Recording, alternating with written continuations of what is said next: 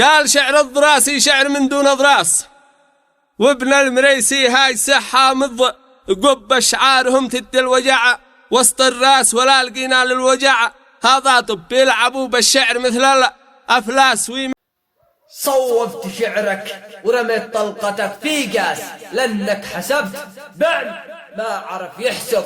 حسبت الشعر لعبه على قرطاس، على المريسي والضراسي قمت لك تندب. كلمات هيثم المريسي. يا ابن التركي اسمع من غير رفاس، وتحمل ما دامك قد نويت تكتب. ما دامك دخلت البحر ما يقع لك غطاس، ضعيف بعلمك وخليك للنجاة تطلب. لا بد ما تغطس وتضيق بك الأنفاس، ومن ملحه عاطش راوي تشرب.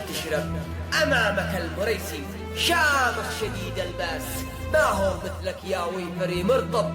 أمامك المريسي فطن قوي الإحساس، قبل دخولك الساحة استأذنه واطلب.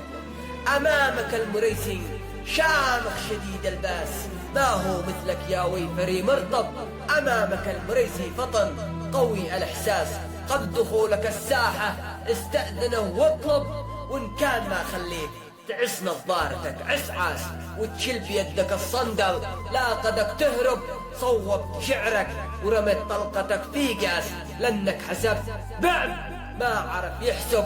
حسبت الشعر لعبه على قرطاس، على المريسي والضراسي قمت لك تندب.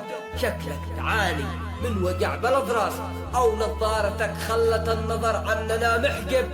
خلتك شفت الضراسي بدون ضراس، او خزنت فقحه بهالغضان ملهب. اخلعها وبتشوف المريسي عالراس، اخلعها وبتشوف المريسي عالراس. ولا اشتدت المعارك ظهور المرعب، ولا اشتدت المعارك ظهور المرعب. سلامتكم.